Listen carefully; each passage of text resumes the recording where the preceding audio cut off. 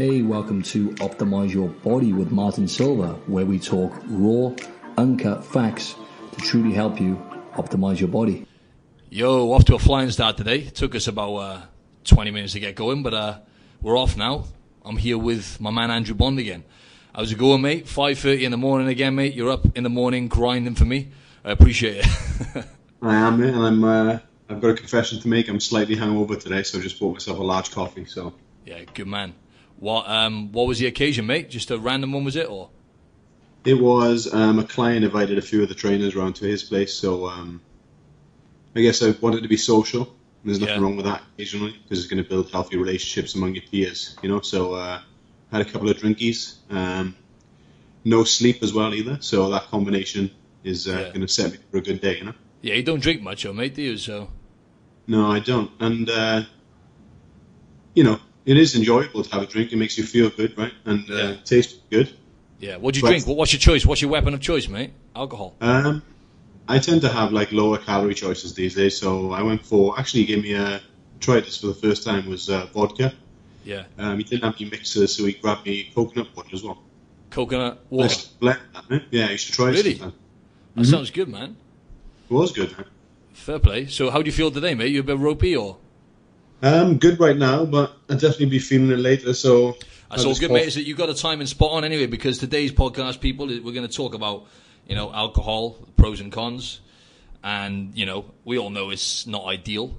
Alcohol essentially poisons the body, but at the same time, we need to have it. We need to have it in our lives, right? So it's poison, but like a lot of things, you know, you could call sugar poison. You know, anything you overdo, guys and girls, is obviously going to be bad news. But you know, Andrew and I like a drink from time to time. I drink, since I've been living here in Australia, I drink a lot more than I used to be honest. I really appreciate it more. I appreciate more nowadays just having like a few drinks here and there, as opposed to Andrew and I in our heyday, when, you know, we'll tell a few stories today anyway. We've got some funny stories for today anyway, people, right? That time when Andrew woke up on my doormat, which you reminded me of earlier, forgot about that. Literally opened the door, folks, in the morning. Andrew's face planted on my mat. In my Christmas jumper. With your Christmas jumper. It's just saying, me and alcohol have had a very turbulent past and turbulent relationship. I know, mate. You know me, you got legs like Bambi. When you have a few drinks, you're a bit like, your legs are a bit wobbly, aren't they? Yeah, mate. But I've woken up with my face in some undesirable places, I know that. Many occasions, park benches, bushes, good doormats. Times. Yeah, so I am maturing a little bit more now, and I know no self-control, so. Oh, good times, mate. But we, what's it called? We met. So some undesirables, though, right? Oh yeah, mates. I've woken up in some dodgy occasions, in some dodgy situations, should I say? I'll tell you what. Yeah. But yeah, life or death situations, or? Well, not far off, mate, to be honest. But I mean, you and I, for example, we met on that trip to Vegas, right? That's it. Yeah, where you met your missus and stuff. It was a hell of a trip. Yeah. But what's it called? It was pretty wild, yeah. So, man, like when you go in that hard, something's got to give, right? So it took me like a week. It takes you like a week to recover from those holidays, doesn't it? Literally. Definitely. Yeah, man. But yeah, just talking about the the detriments of alcohol, and you know how you can use alcohol as a tool, people, right? So, you know, it's not something, you know, we all know that most of us drink this day and age anyway, and it's a social thing anyway. So it's it's socially cleansing and stuff. But the main thing is, you know, if your goal, whatever your goals are, we all know that alcohol is not really, you know, if you're overdoing alcohol, it's not going to do you any favors. You know, you don't need a rocket scientist to tell you that. But we'll go a bit more into the details of, why it can be detrimental to your performance and to your body goals and whatnot. But yeah, what's your, give the listeners a bit of a heads up on your thoughts on alcohol, Drew, and what you experience with clients and stuff like that as well, if you can, mate. I don't know. I feel like it's certainly a bit of an epidemic with clients at the moment. I don't know what your thoughts are, but the majority of them really drink daily. Yep.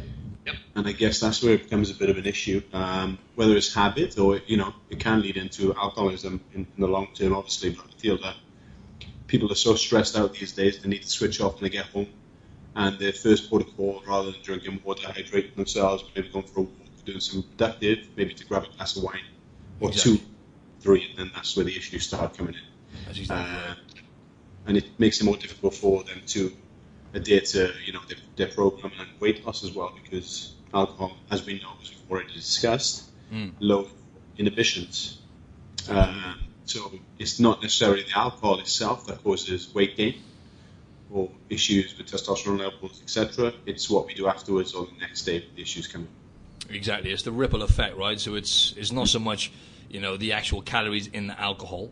It's what that alcohol is doing to your body. Your body has to work so hard to metabolize that alcohol, right? Because as I said earlier, essentially you're poisoning your body, right? So your body has to work. Metabolize it differently as well, right? It's going to Absolutely.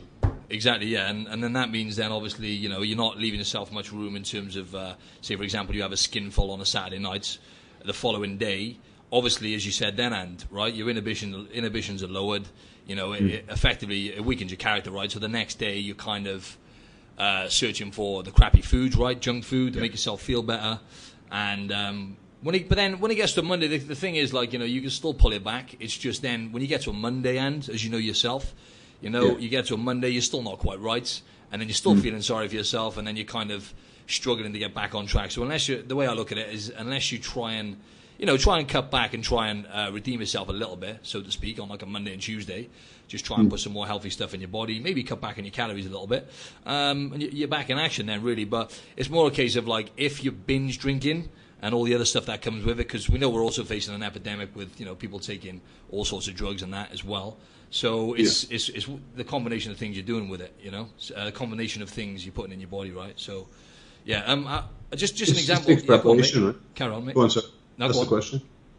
It just takes preparation, I think, from yourself. As you said, you may be out Friday, Saturday night, and then you can pull it back maybe on a Sunday. But beforehand, what are you doing in advance to kind of prepare for that? So are you looking at different meals the day before, the day of, knowing that a big night out, so ultimately you may want to lower your carbohydrate fat intake, fill up on protein and veggies, which is going to make you satiated, but also is going to have it's going to be lower calorie. Okay, so you have some more expenditure in the night where you can kind of indulge a little bit more. Yep. You can eat out that evening, so you can enjoy foods, have a couple of drinks, know what you're drinking. Maybe in the evening you're going to go for. I tend to, like I said earlier, I want to go for lower calorie drinks. So my options are maybe looking for vodka, soda, over a beer.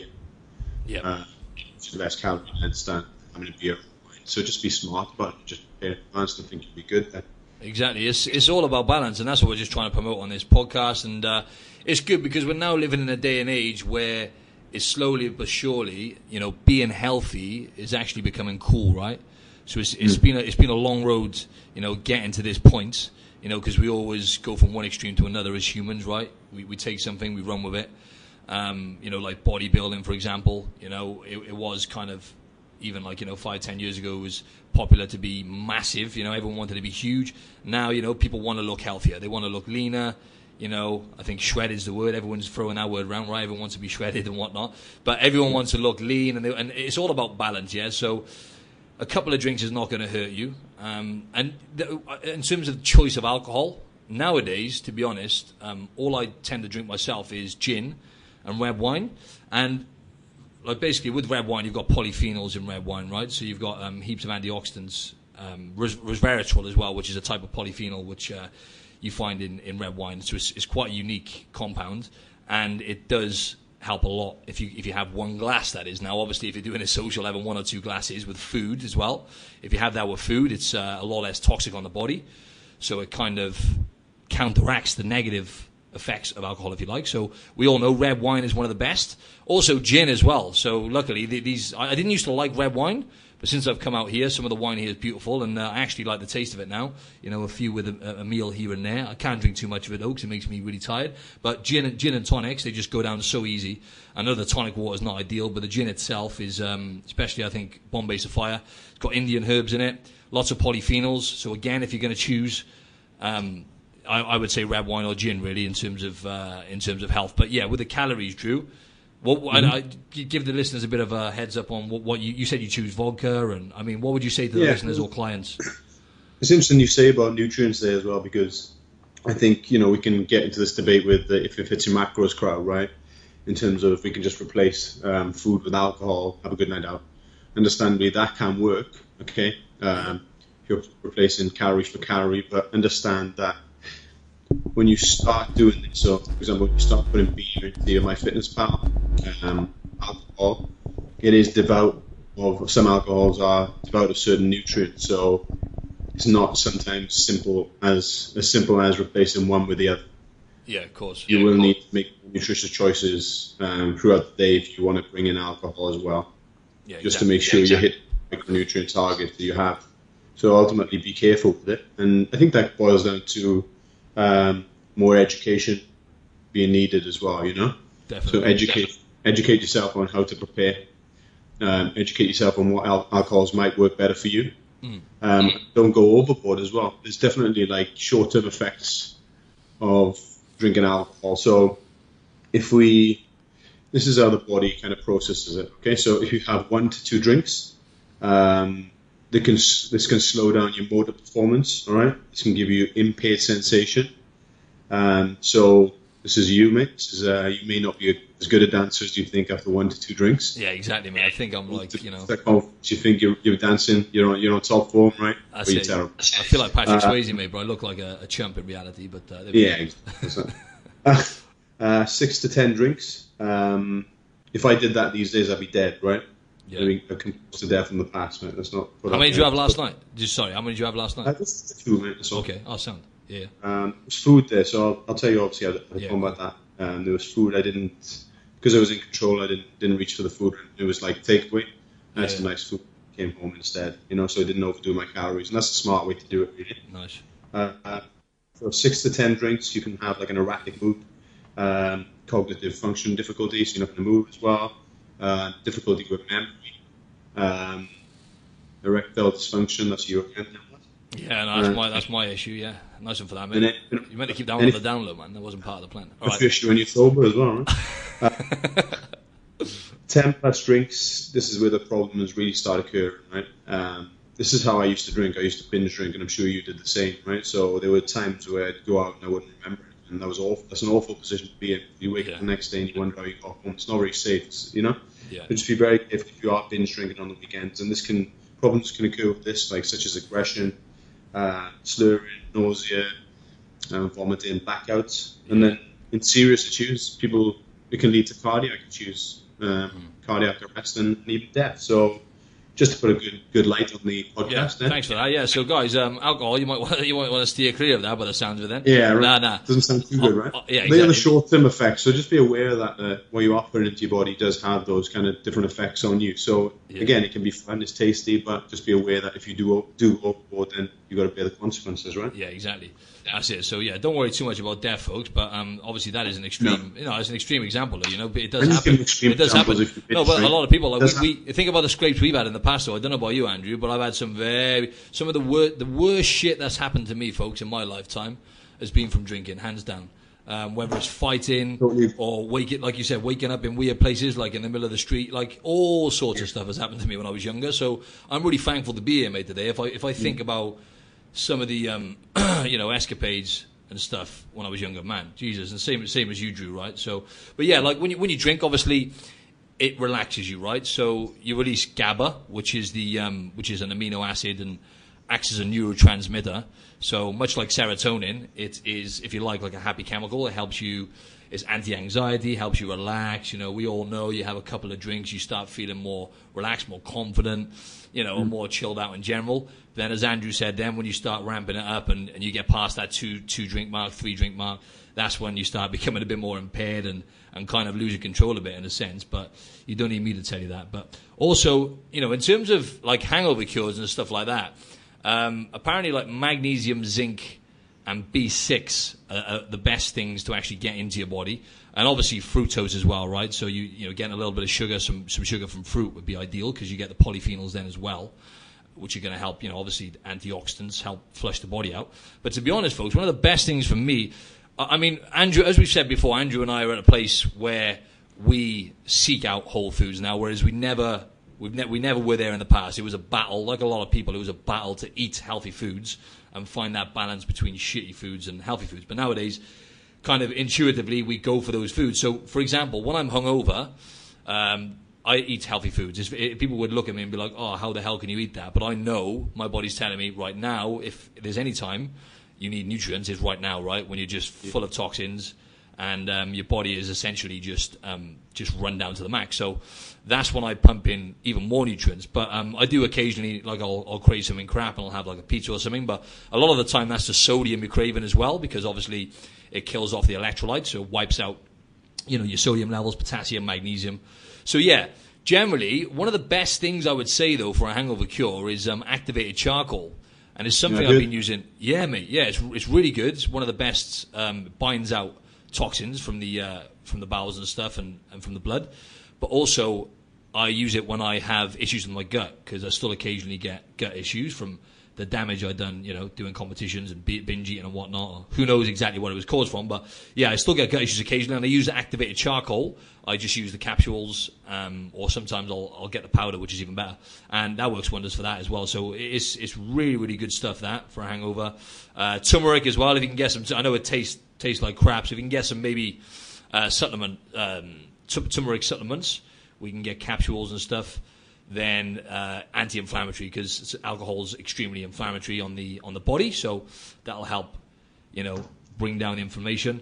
But yeah, so in terms of the negatives, I'll just run through a few now before Drew chimes in.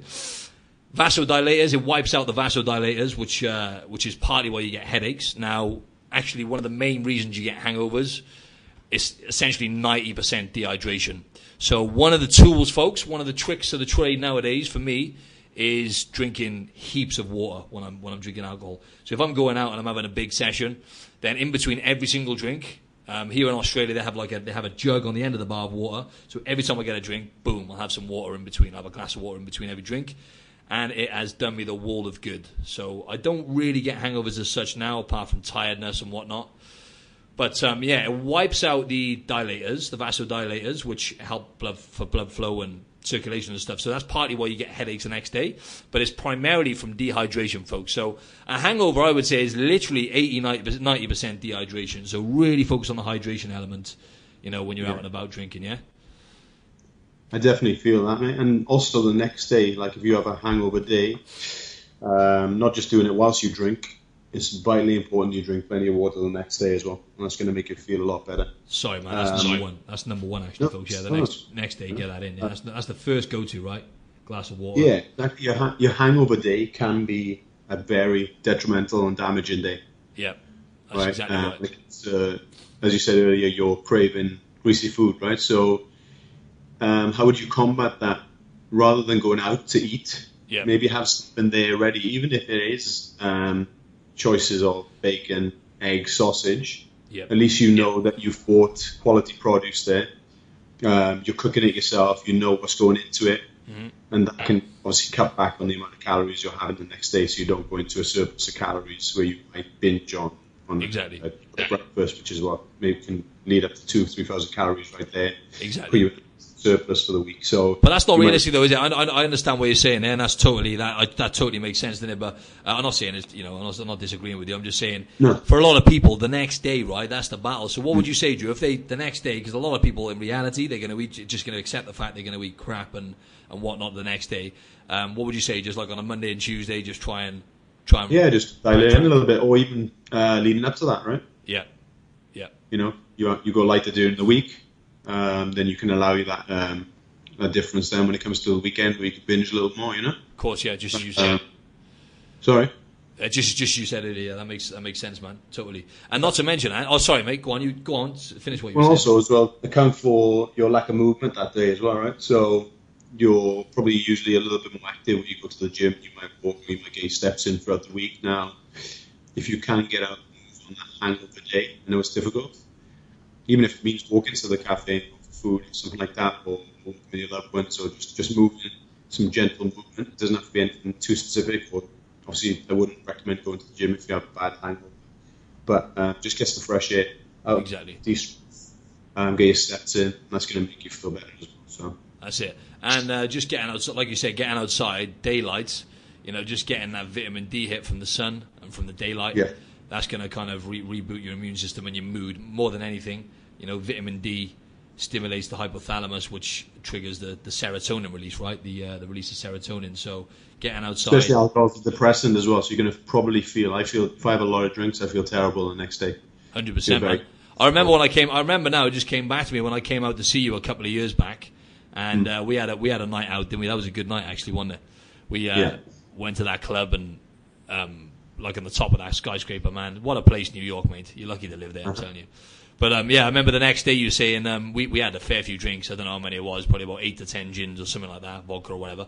And the next day I remember you saying like you were like snapping at your missus and stuff because you were feeling moody and short fused. You know what I mean? Yeah. It does that to you, doesn't it? Yeah. So that's the time to get out, even if it's on your own. Get out and move, walk. Definitely. Get away from your own, stop feeling a little bit better, right? 100%. What about like long-term effects, mate? Long-term effects of alcohol. Long-term effect. One more thing I wanted to say. One more thing before we go to that. That's a good point, though. Is sleep, which I forgot to write on my notes actually. But sleep is one of the most important things because, I always, no matter how much, even if I get home, what I've noticed is if I have a few drinks, even if I get home at a reasonable time, don't quite feel right the next day. I feel a bit rubby. I'm like, why is that? I feel really tired. I feel tired the next day. And GABA, that neurotransmitter, which is pumping that hormone through your bloodstream. When you actually go to sleep, it's better if you can get home, ideally, and just drink it like a pint of water or something like that to help flush that GABA out. Because what happens in your sleep is your body's trying to shift that GABA out of your body, and you don't fall into that REM, part of your sleep. So you don't fall into that deep sleep and get a good enough quality sleep. So and also it's been proven that. It's the GABA, but there's also other things going on in the body. Your body is just basically, as we said earlier, trying so hard to metabolize it that your sleep is not going to be the same. So bear that in mind. Even if you think, oh, right, I'm going to get a good sleep on this, after having a few drinks, not quite the same. So, long-term effects, mate. Give me, have you got any points on that, mate? Georgie Best effects, right? Georgie Best, liver transplant.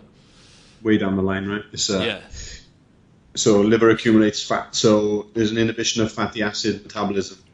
So it can't break fat down, right, due to alcohol. So you may notice that people have, I don't know, who are alcoholics or drink excessive amounts of alcohol. Their skin color changes, right? They go pink or red. Notice that, that's to do with I think that's to do with the vasodilators, as I mentioned earlier as well, because of the blood flow and whatnot. But the liver is the damage to the organs, right? Which triggers off that. It was jaundice, and it comes from alcoholic hepatitis. So with prolonged intake in the liver, cells can be damaged, right, and they could die off. And eventually, as the liver erodes, this can result in comas or death. So again, death. I'm just no, mate. Just because you had a few drinks last night, mate, there's no need to be like this. I mean, I didn't expect this. I think people are going to be tuning out now. Okay, so if I drink alcohol, I'm going to die. Ultimately, nobody cares about death. They just care about how they look. So exactly, mate. Let's talk about how calories. It's the quality of life, isn't it? 100%. Like they keep saying that this day and age we're living longer and whatnot. But by the looks of it, we're facing an epidemic of mental health and suicides and all this kind of stuff. Quality of life is important, right? Do you know what I mean? It's not all about. Should be not the important stuff as calories, right? Yeah, exactly, mate. I was going to say about the mental side of it, and as well. I'll just throw in a point there, and then you can add another one. Alzheimer's. They're linking. Right. It's common sense. Obviously, when you're drinking alcohol, you're destroying your neurons, right? So you're wiping out neurons, and the body has to try and rebuild and regenerate them over the space of a few days and whatnot. But I don't know how they've done these studies. I'm pretty sure they were long-term studies as well. But they found that one drink, generally, if it's a regular occurrence where you're drinking regular, like one drink can increase Alzheimer's by like 24%, and 2 drinks a day can increase up to 64%. I think that's like per day, and there's a lot of variables there, obviously, but there's a much, much, much higher risk of Alzheimer's, dementia, and mental health ailments later down the line. But that's common sense, but it's something I would say to be aware of, people. Yeah, exactly, because this, when you're young and you're doing it. Exactly, mate. When you're young and you're doing all these things, now, luckily, Andrew and I are a lot more self-aware, and a lot of people are now because of all this information, but you've got to be aware, right, Drew? Definitely, mate. I think that as the youngsters as well, between 16 and probably 22, 24, they're probably more prone to binge drinking, right, rather than drinking every day. Yeah. I guess as people, as we get older, just want to do drinks, I guess trying to deal with life and the stresses of life and family and work and things like that. Alcohol helps them just relax during the evening. when they want to switch off. 100%. It's just trying to find ways to combat that, really, you know. Definitely. The bottom line is escapism, though, as well, isn't it? Right. So if you look at the majority of people nowadays have office jobs, right, for a start, or the bottom line is the majority of people on this earth are doing jobs they hate. That's the reality. They're working just to get by, make money. Majority of people are doing that. Obviously making money to live and then paying the bills and just literally making ends meet. It's just the world we live in, right? So you think about someone working in an office. They're sat down most of the day. They're not getting any dopamine hit whatsoever, unless they maybe go on social media on their lunch break. They're not really getting their dopamine hits. And then when they get home, obviously, no shit, they're going to want to hit. They're going to want to feel, want some sort of escapism, whether that's food, having a few drinks. It's just completely normal. So this is why you need to try and find a bit more balance. And if you are in an office environment, or you're doing, you're doing the kind of job which is, you maybe not be taking that much pleasure out of the job you're doing, then you've got to find other ways to find that pleasure which is going to benefit your health, right? So just moving more on your lunch break and whatnot, and just trying to find a little bit more balance. It's easier said than done, obviously, but yeah. Sorry, man, I interrupted there again. All good. How about let's tell people how many calories per gram alcohol is as well, and also you burn first when you're training, so you can be aware.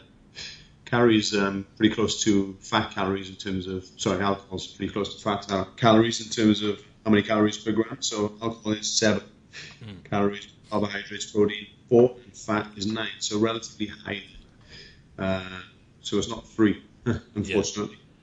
Having a drink once or twice a week probably shouldn't affect your body composition, provided your energy balances out for the week, right? Yeah. So we've talked about that pair in advance. Performance as well, or recovery. We chatted about that. So there's different studies coming into this. Some people say it does affect, some people say it doesn't. Personally, I definitely think if I've drunk the night before, my performance will suffer. 100%, man. And if you're drinking on the day that you train, or after you train, after you have a game, then your testosterone levels will, we know now, through studies, the testosterone levels will lower. So if you are planning to have a drink, it's probably best to do it on days where you're having a rest.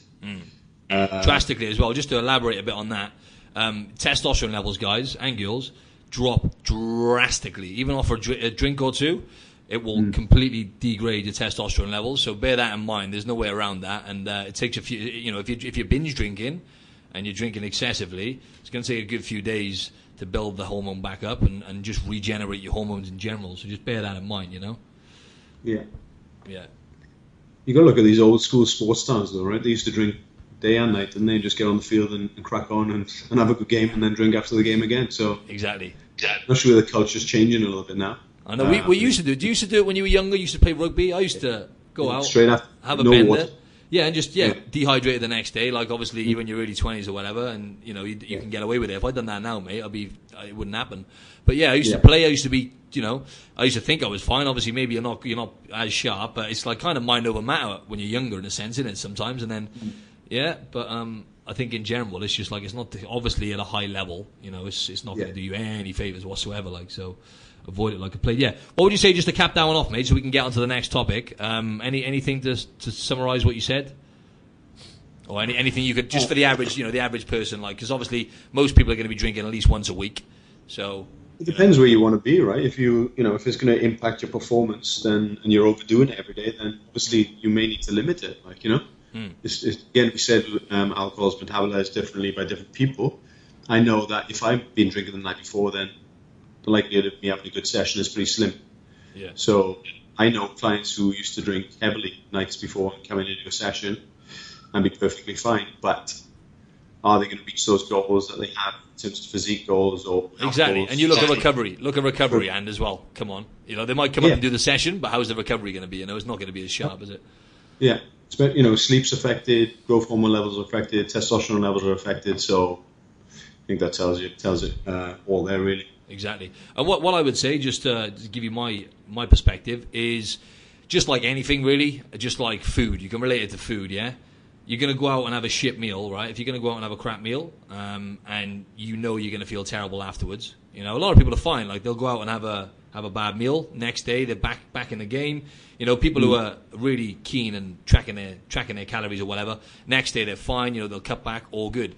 A lot of people, though, and a lot of people I've trained, they'll complain. You know, they'll come in and see me on a Monday, and they're complaining about the food they've had and stuff like that, which is totally normal. Because how many times have we done that, and where we get to a Monday, and you know, we binge on the weekend and we feel terrible, feeling sorry for ourselves, and then we're trying to, as Andrew said before, you know, on another podcast, we're trying to punish ourselves then in the gym. So we're trying to hammer our body in order to kind of punish and push ourselves in order to redeem ourselves. But it doesn't really work like that, you know. So where I was going with that is... It's difficult to train a bad diet, right? Oh, absolutely, mate, absolutely. I was just going to say, you know, just connect how you're going to feel afterwards. If you can go out and have a few drinks and civilize and have a good time, go ahead and do it. That's great. That's what life's for, you know. And drinking is actually good. I'm going to say to you, you know, if you're going to go out and socialize and you can keep it in moderation, then congratulations, because moderation in life, in any aspect, I don't care what anyone says, is very, very tough. Moderation is tough in any area of life. So if you can go out and do that, then that's amazing. You found a great deal of balance in your life. But if you're like, well, what I'm like, really, I'll be straight with you. I'm nowhere near as bad as I was. As I say, nowadays, I can have a few drinks and be civilized with it. But there's still occasions where I go out and I get carried away, and I'll literally do a number on myself, and I'm feeling sorry for myself the next day and the day after that. And you just, you know, you only get one life, right? So you don't want to be spending days and days suffering. So if it's going to lead that, if the aftermath is going to kind of outweigh the good times, then you need to, you need to weigh things up, really.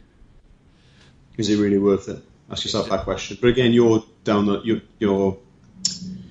a lot more dialed in than many people might be, right? So again, it is a process and a journey. So just be aware of that. But the more you are aware of what's going on in your body, the better it becomes. Exactly. That's it. Absolutely. Yeah. So I hope that was good for you folks. Anyway, we ran through a lot of the detriments, and obviously there is some positives to be taken out of alcohol, as we mentioned. It's just, you know, it's fun and games. Like, just try not to be waking up on someone's mat, face planted, dribbling all over their mat, like Andrew, and you know you should be all right. It's not fun, believe me. Zoo project. You know. Soz about me. Remember that Andrew disappeared, right? We all disappear, went our separate ways on a night out. Andrew's ended up somewhere, VIP band on his own. All my money gone. All my money gone. Oh man, I got to tell the listeners about this as well. That same trip, I think. Remember when I woke up on the motorway in Ibiza? Woke up on I think that was before, right? That's right, yeah. That was the initial one. That's it. We got absolutely wasted. Again, like Andrew said earlier, erased my memory. I was that drunk, can't remember what I was doing. Must have got kicked out. It was the biggest club in the world as well. We were in, literally, privilege. Kicked out of there somehow. No shoes or socks. So basically, I've woken up on the central reservation of a motorway. No shoes or socks. Not knowing what the hell happened. No wallet. Nothing. No money. Everything gone. And I was just like, wow. So that was probably the worst situation I'd been in, or one of them anyway. So if you can avoid doing stuff like that, then you're laughing. Yeah. Ultimately, do we want to summarize that you know, about that as well? Like, obviously, drinking moderately is proven that it may be better psychologically, right? So yeah, you know, there's more flexibility in your diet. Definitely. And again, what you said earlier about if you can control yourself and you can enjoy these social occasions, then it's going to be great for building relationships. However, like, if you're not drinking already, that doesn't mean I'm encouraging you to go out and start drinking now. But it has been proven that, you know, people who enjoy it moderately don't. It doesn't lead to excessive weight gain. So it takes careful preparation and planning. Exactly. Great stuff. Yeah, so a bit of a different one today, folks. As you may have seen, like, I'm trying to delve a lot deeper into the mental health aspect now and the psychological element to life, really, and, you know, relating it to health and fitness and whatnot. But I just wanted to talk a little bit about a few different topics, just generally, some tips and tricks that I picked up lately in terms of, you know, defining what your purpose is in life and what you actually want out of life. So where we're at now is, it seems to me that we're facing an epidemic of mental health and suicide for a reason. There's so many factors that come into it. But, you know, more and more men are losing their purpose in life. So what they're finding is, you know, it's clear to see that one of the main triggers of depression, or there's so many different elements, obviously, but it's losing your purpose. So a lot of people don't know where they're going in life. They don't seem to be. They don't have a. They don't seem to be serving a purpose. They don't know what they want out of life, and they kind of lose their way. And it's very, very easy in the world we live in nowadays to get sucked into a state of depression. Because we're exposed to a lot more things nowadays, and without going too much into that, just wanted to talk about finding your purpose. So, for example, success, right? So, what the hell is like success nowadays, right? So, you see this word being flown around a lot, but I just wanted to stress to the listeners that you need to know in terms of, right, a lot of us, maybe a lot of you listening to this podcast, are striving to be more successful, and you want to grow and evolve, because you wouldn't be listening to this podcast in the first place, because studies have already shown that people who listen to podcasts are actually the ones on the right track, the people who actually want to better themselves. So congratulations on that. But growth and actually becoming the better version of yourself every day is obviously the most important thing, really. But just it's clear for you to define what you think success is, right? So I'll give you an example. My definition of success. Recently, I've been doing a bit more journaling, which we're going to come to, because I know Andrew journals as well. And my definition of success is loving the people close to me, adding value to the world, and creating some more financial freedom as a means to travel and help more people. So essentially, the financial side is trying to build a bit more of an online business and reaching more people with my message. And that comes back to purpose and meaning. My purpose is to actually add value to the world and try and help people as much as I can. So it's quite deep, but what's your thoughts on what I'm saying, Drew? Yeah, I agree, mate. I think you obviously said that suicide and depression and things like that are more prevalent these days, and we now have access to more than we ever did in the past. So I'll tell you first what I used to think defined success, and for me that was, am I going to make the most money? What type of things can I buy for myself? Material things, but it's definitely become maybe more aware recently of those who probably have it all. The rich and the famous, like celebrities, have been committing suicide. So that's kind of made a switch in my mind that when you have everything that you want, it doesn't necessarily make you happy. You just need to look at, sports stars, celebrities, who probably get given everything they want, but there's no purpose or meaning behind that, right? So absolutely. I think if I'm chasing something like you said there, what you're looking for is financial freedom.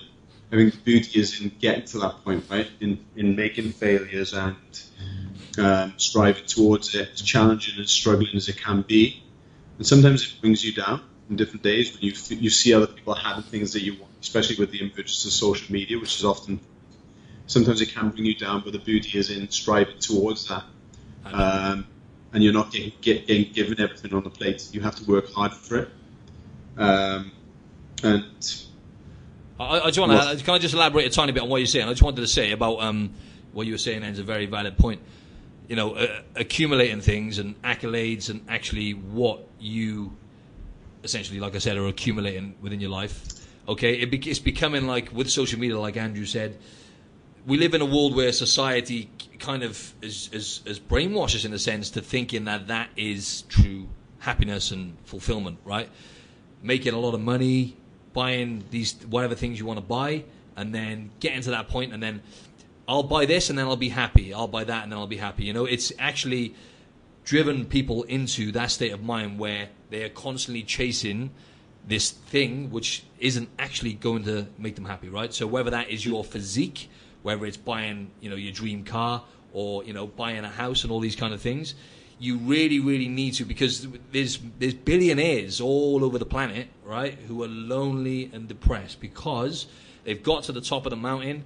They have, been really successful, made a lot of money, but not really unpacked the reasons why they were doing it. And a lot of the times, that's the most important thing. It's actually unraveling why you're doing things, what is the purpose behind it. Because when you get to the top of that mountain, unless you know what your purpose is and why you're doing it, it can be a risky thing, really. So there's billionaires all over the world now who, are waking up, drinking alcohol. Yeah, I've heard on podcasts, certain psychiatrists and stuff that actually mentor these people, and they wake up in the morning drinking alcohol, popping pills on their yacht somewhere. So it's not always what it's perceived to be on social media, right? True? Yeah, exactly, man. And if you are one of these people and often they've been given everything they wanted as well. I'm not saying every billionaire has, okay? Some of them have worked very hard. Oh, yeah, no, I'm not knocking that at all. No, I mean, honestly, I envy these people, but yeah. But like you said, some people who have grown up with money and they take everything for granted. So they may be on their yacht or they may be in the best hotels in the world and they may have the best views, but they don't take it all in. They're not in the moment. Exactly. And I guess like our purpose in life is finding the meanings in bad things that happen and the struggle. Right. I've had a difficult time this month and I think you have as well. I've definitely been relatively successful or very successful everywhere I've gone as a personal trainer, and whether that be the UK, Australia, and New York. And I tend to be in the top tier of trainers where I sell the most sessions, and I am most successful. 100%. This summer has been a bit of a struggle for me where I've lost a lot of clients moving away. Yep. And now I need to look within myself and and figure out how I'm going to build these clients back up and figure out what I'm doing wrong, whether my weaknesses are in sales, or I need to work on that side of things, or my weaknesses corrective exercise, if I'm going to try and do a course to rectify that and improve myself as a trainer, and how I'm going to come out of this and pick up more clients. So there's definitely beauty in the struggle. And I will come out of it, but if I'm given it on a plate, then again, I'm not going to take it for granted. But 100%. Yeah, that's it. And I just wanted to say, yeah, so that's exactly it. I said earlier, like, I envy these people as you were talking. What I meant by that is, people who've had, success in all realms of life, right? So, success could be, to me, success is having that balance again. It's coming back to that balance. It's having good, healthy relationships with people. That's one of the most important things. Yeah. So people on the road to actually, for example, using financial success as an example, it's the character defined. It's the character defined along these journeys of struggle. As Andrew said, there's beauty in the struggle.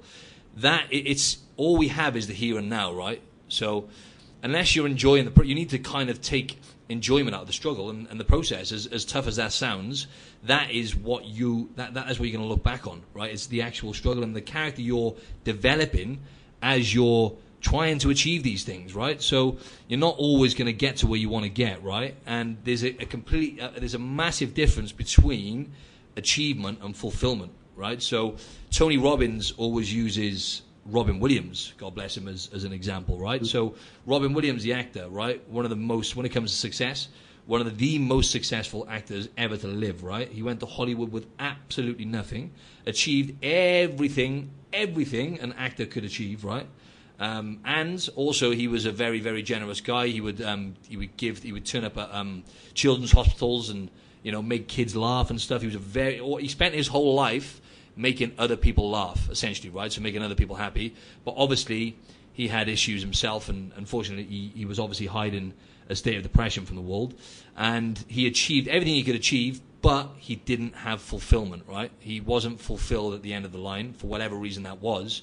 And unfortunately took his life, and his kids found, it's a grim state of affairs, but there's a massive difference between fulfillment and achievement. And fulfillment is very much linked to meaning and purpose. Actually finding your passion in life, I think is very important, and pursuing that. And, Andrew and I, although, we've been personal trainers for a while now, we are essentially working in an industry that we actually absolutely love. So we're very fortunate in that sense. So, yeah, so that was, what I wanted to say on that. All good. Sorry, folks. We cut out a little bit there. Back in the game. Go on then, Drew. Hit me, mate. Pressure's on. Definitely when you talk about building relationships, right?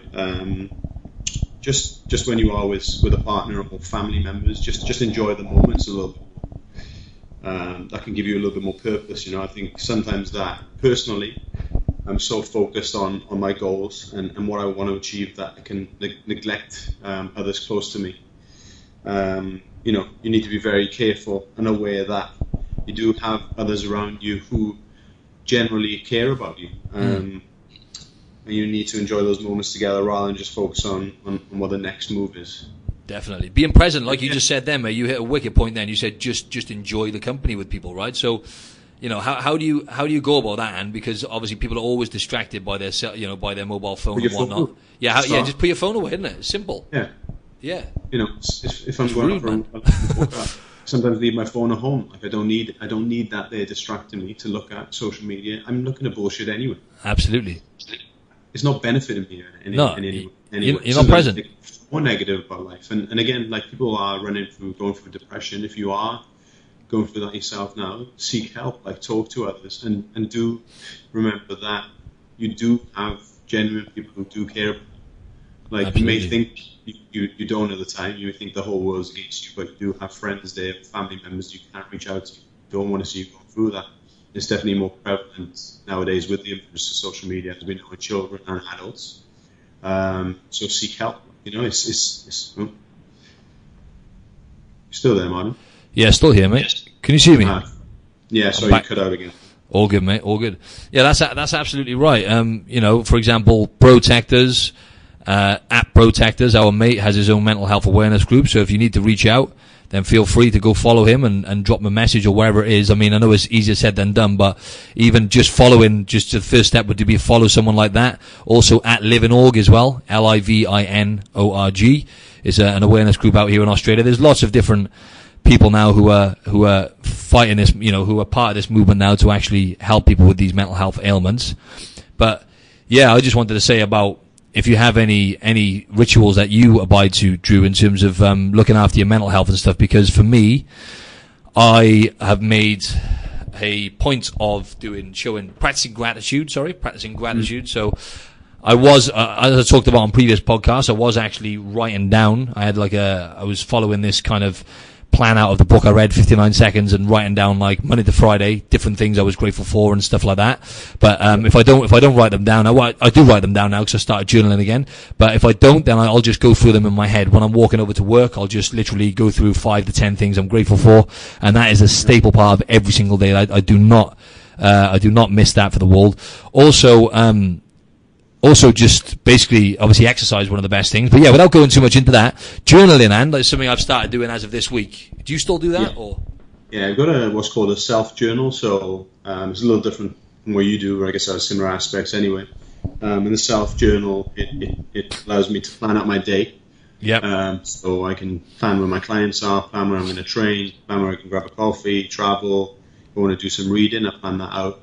It gives you gratitude in the morning, so there's 3 different things you're grateful for. And it doesn't necessarily mean I have to be like too elaborate on that. If I'm not feeling up to, I'll just put like I'm grateful to grab a coffee in the morning, Exactly. It can be as simple as that sometimes. With that, it kind of asks you what your goals are. So my first goal will always be to try and better myself from last year. How can I improve from what I achieved last year? Yep. Second goal, maybe that I want to get financial freedom eventually. Third goal, maybe, hey, I have a modelling shoot, am I going to get in shape for that, or am I going to get a paid modelling gig soon, or something along those lines. Yeah. You have 3 tasks that you want to do for for the day. So one may be obviously get on the podcast with you. Yep. Second one would be try and pick up some new clients. Third would be to write some blogs. I'm just giving some examples. Yeah, of course. At the end of the day, so I sit down on the train at the end of the day, write down what I thought went well, what I thought could be improved upon during the day. Mm-hmm. Was there something that I did wrong, something that I need to tweak, or something that I need to study to improve on what I kind of went wrong for the day, and then my win for the day, so what I did really well. So maybe a certain client, maybe getting work done, etc., etc. And then again, in the night time, you then form gratitude before you go to bed. So it just puts you in a better mood before you put your head to rest, Exactly, and as I said time and time again before, we're delving a bit deeper into the psychological side now, but you've got to train your brain just as you would your muscles in the gym. And this is only something over the last few years, since actually Andrew introduced me to podcasts. I didn't even know what that was before. That kind of opened my mind up to just seeking out more information, and nowadays I'm tuned into actually looking after my brain, and it's you have to train your brain you have to build up these habits in order for you to yield the benefits. It's just trying to be consistent with doing those simple things. For example, now, because I wasn't being consistent with the journaling side of it, I was doing gratitude, but just actually writing down, I think, helps a lot. So now I've got an app. It's called 5-Minute Journal. So I do it in the app instead, because you can, for example, in the morning, you get up, you write down 3 things you're grateful for.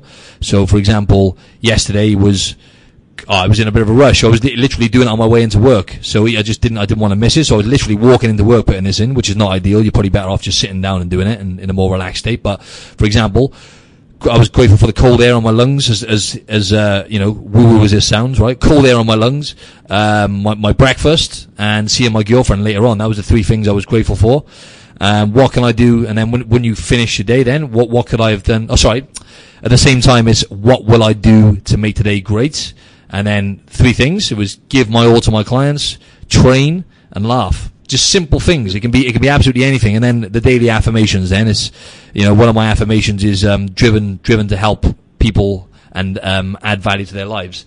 So just releasing that positive energy on a daily basis is going to do the world of good over time. Definitely. Yeah, because we can all sit there and moan about our lives, right? But I think even things are different for you as well. Living in Sydney, and you see kind of like I can walk outside my door and I'll see someone on the street lying there sleeping in the cold. So I know. If that's gratitude that I have a roof over my head, then I know what it is really. Definitely, mate. Definitely, and that's what it's all about. And it's also that's another form of gratitude as well, which I've been doing is like just being thankful you haven't. For example, like you lose your wallet or something like that. I know this is quite simple, but that's an extreme one, right? We're not homeless. We've got a roof over our heads. Another one I always do is just having food available. I'm not starving. I can actually go and have a meal. Like these simple things we really do take for granted. And I listened to a podcast the other day, and a guy called Aubrey Marcus, and he just had a massive car crash. I don't know if you saw that. I listened to it after you mentioned to. So awesome, wasn't it? That's the first one I've listened to actually. It's good. Yeah, it's really good, wasn't it? And the Navy SEAL on there as well. And they both had scrapes with death. Very close to dying, and just the way they were describing how grateful they were just to be able to touch the person they love and smile and actually see and feel. Our senses we take for granted, which is where stuff like meditation comes in. But yeah, one thing I need to improve upon is meditation. I was doing that for a while, and actually started again yesterday. So funny enough. Good man. I had some spare time, so I'll crack on with that. But I definitely feel like whoever's listening now is doing the right thing. Podcasts literally changed my life. 100%. I felt like I was a little lost before I started listening to Ben Coomer, Mind Pump, things like that, and it actually made me a better, more productive person. 100, mate. Honestly, God, I do obviously we're sat here now doing our own podcast, right? I genuinely, it would only have been a matter of time before I caught on to what they were, but I think getting in there. Getting in there early and having 2 or 3 years now of listening to podcasts and obviously your ability to absorb information as well. Like without realizing it, Andrew, we can now absorb so much information, and our brains, evolve to actually take it in, and it benefits you. But yeah, it's completely like the positive impact it's had on my life, and just having. As I always say, growing. Every day I always try and learn. Listen to podcasts, just trying to grow every day and become a better version of myself, better version of, better than I was the day before. Gratitude, and then just giving something as well. That's something I try and do as well. Just even if it's like smiling at someone or buying someone a coffee, something simple like that. Essentially, you've redefined yourself, right? Absolutely. I'm listening to them, so. Mate, it completely determines, who you are. People don't realize how kind of like fragile humans are, right? So whatever you listen to and whatever you choose to, whether you're going on social media for 2 to 4 hours a day, like the average person, and scrolling through other people's lives and just being entertained, that's totally your choice. But if you're listening to this now, the chances are you're probably more self-aware than the average person. So you're basically taking the opportunity to be productive with your time and actually learn and taking information which is going to benefit you, such as this podcast, as opposed to looking at these like stupid videos on. It's good to have a bit of entertainment here and there, but you got to bear in mind that Facebook and stuff like that are very, very clever. It's no different to any other drug. They actually rejig the algorithm, so whatever you look at and whatever you find entertaining will automatically come up on your feed to suck you in. So you just got to be aware of these things, isn't it? And how is that adding value to your life? It's probably not. Exactly. That's exactly right, man. It boils down to obviously going on Instagram again, but the majority of people that we follow or fitness gurus that people follow, chances are you're probably never going to get the body that they have. So looking at that every day, how is that helping you? No, exactly. Exactly. It's not, and it's not realistic, and that's why you have to unpack. Again, it sounds for some people like, what do you mean? I don't understand why the why is so important, if you like. But writing down the reasons why, for example, just writing down now, right? If you're thinking, all right, if you're stimulated and thinking, all right, I really want to try and, strive and push forward. How about just writing down 5 reasons why you want to achieve what you want to achieve? Write down the reasons why, because I can guarantee you, if the why is powerful enough, then you will make shit happen. For example, I mean, Andrew and I are kind of, without being, big-headed, we're overachievers, right? We're always, in our heads, we're always underachieving, right? We're both very similar to that. We're always not doing enough. We've never done enough in our heads, right? Always striving for more. But showing the gratitude has helped us appreciate, well, it's definitely helped me appreciate, the things that I am getting done. So, for example, this podcast, I think 95% of podcasts don't make it past episode 13. And, this is now, we're recording episode, I should know this, I think it's episode 38. So, just keeping the momentum with this and actually keeping this afloat is an achievement for me. And I'm very proud of that, and you've got to congratulate yourself, and you've got to learn how to love yourself. And that's the bottom line, really learning how to love yourself and put yourself first. And just as Andrew was saying, trying your best not to compare yourself to other people, because you're never going to be what they are, and for example their physique, you're never going to look like them, unfortunately, but you're going to be the best version of yourself if you keep striving on your path. Huh? Yeah, exactly, that's it, mate. You're never going to look like me, but you can try. Best of luck with that. Sorry folks, I didn't mean that. No, but what I mean is, in reality, you haven't got the genetic makeup they've got. There's so many elements that come into it, and even if you were to look like them, because you're so tuned in to comparing yourself, you're still not going to be happy when you get to the top of the mountain. Yeah. No, you're not. That's it. That goes down to what we said at the beginning with celebrities who have everything they want. They're still not happy. So if you can't find happiness within yourself and you achieve weight loss or you achieve 6-pack abs, I've been there myself before. I've had that. That's it. And still I'm relatively, I'm unhappy. So you need to switch whatever it is in your head. And start thinking about other things and start being grateful and journaling and absolutely working hard and testing and things like that. And that exactly. will help you as a person. So wicked. So give me in 1 or 2 sentences, Drew, just to recap, what would you tell people now if you could like put the message out there? What would you say just to help people who are striving for success but are not necessarily, maybe, how do I say it? Maybe struggling in a sense to find their way, right? Anything you could put out there to kind of like motivate people to form better habits, if you like. For me, it's about building relationships, making them strong and healthy, and having certain sacrifices to do that. Find people around you who push you to be a better person, to be more organized, more productive, and ultimately, like as we're doing now with podcasting and our online business, help others, because that's going to give you a new purpose. That's going to put new meaning into your life. It stops you being selfish, and you can reach out to more people and help them with their lives and make them better people. So there's lots of things that you can implement to do so. As I said earlier, listen to podcasts. You're already doing this one, so you're ready to improve yourselves. Practice gratitude. When you're at work, be professional.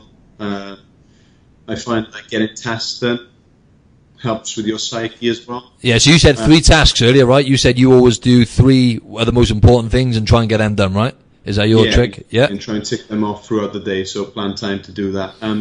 Definitely sleep will help you. Again, what you said earlier, focusing on health, movement, eating well. And just redefine yourself. As I said earlier, you redefined yourself with podcast, so did I. Definitely. And I became a better person from that. So 100%. And you hit a very, very good point there, surrounding yourself with the right people. So you are going to be, on average, your character is defined by the 5 people you spend most of your time with, right? So you are essentially becoming who you surround yourself with and what you listen to. So what you put into your what you choose to listen to and tune into is going to completely mold and shape your brain for the rest of your life. So be very, very aware of what you're taking in and what information you choose to absorb. Because as we've said time and time again, there's more information available to us than ever, but there's also lots of bullshit out there. So you have to siphon out the shit and chime into these kind of podcasts. Also, the game changer for Drew and I know was Mind Pump Media, and in fact, you should go and we were actually lucky enough to feature on one of their episodes. I believe it may have been episode 693. So go and check that one out as well. We were on the podcast, and going into another thing about coaching. Andrew and I are going to be doing some online coaching one-to-one stuff. So if you're interested in that, give us a shout. Drop us a DM on Instagram. Andrew is at Mr. Bond Fitness, and you all know, well, most of you know I'm at Martin Silva Fitness. So if you've got any inquiries, just drop us a message. But yeah, my tip, what my tips would be, if you're striving to be more successful, firstly, define what the hell success is to you, right? Because let me tell you now, if you're just thinking success is earning more money, because there's so many people out there who, for example, you know, it's easy for us to say because I haven't got a family and stuff, but people who are working really, really hard to feed their family. But there's a lot of people I've come across who seem to be earning enough money and doing well, but they're still working more and more and more and more to earn more and more money to feed their families. But you know, it's just taking a step back and thinking, right, do I need to put myself through this? Because there's a lot more you can take out of life just by appreciating what you have. And actually just focusing on the here and now, and practicing things like gratitude and journaling, just writing down your thoughts and feelings for a few minutes a day helps. And obviously putting into what you put into your gut. Nutrition is very, very important, and all the studies are going to come out now over the next 5-10 years are going to be really interesting because the gut drives the brain. So make sure you're trying to fuel your body. And for the most part, you know, trying to eat whole food for the most of the time. And, those relationships are really important. So surround yourself with the right people. Well, that's what you said about family there as well. If you're striving to earn more and more money, and that means more hours at the office, how is that affecting your family relationship and how your kids grow up? Yes, good point, mate. You know, you have as much money in the world, but if they don't have your backing and your support, and you're helping them grow up to be a better person, then it's irrelevant, really. Exactly, mate. Yeah, you put that really well, man. All right, let's leave it there, mate, because I know you got to get going. And it's 8:30 in the evening on a Friday night. This is dedication, mate. And bloody hell, 5:30 in the morning over there. That's dedication too. So enjoyable to enjoy it. Thank you. It was good, man. That's probably because you were still drunk. You're an alcoholic, mate. Now 2 drinks, you changed. Poking the water on the way to work. Good times. Happy days. Thanks a lot, man. I appreciate you chiming in, and thanks for listening, folks. If you could please go over to iTunes and give me a rating and review, that'd be a massive help. And thanks very much for listening. And I wanted to say one more thing, is I was supposed to have the plant-proof guy on my podcast last week. We recorded an amazing podcast, and it didn't record my end. So he's going to be on next week. So that's going to be, so sorry about last week. I missed a week. I'm trying to be consistent, getting one out a week, but I'm going to get him back on next week, and it's going to be an even better podcast. So stay tuned for that one. Thanks again, Drew. Thank you, mate. See you soon, mate.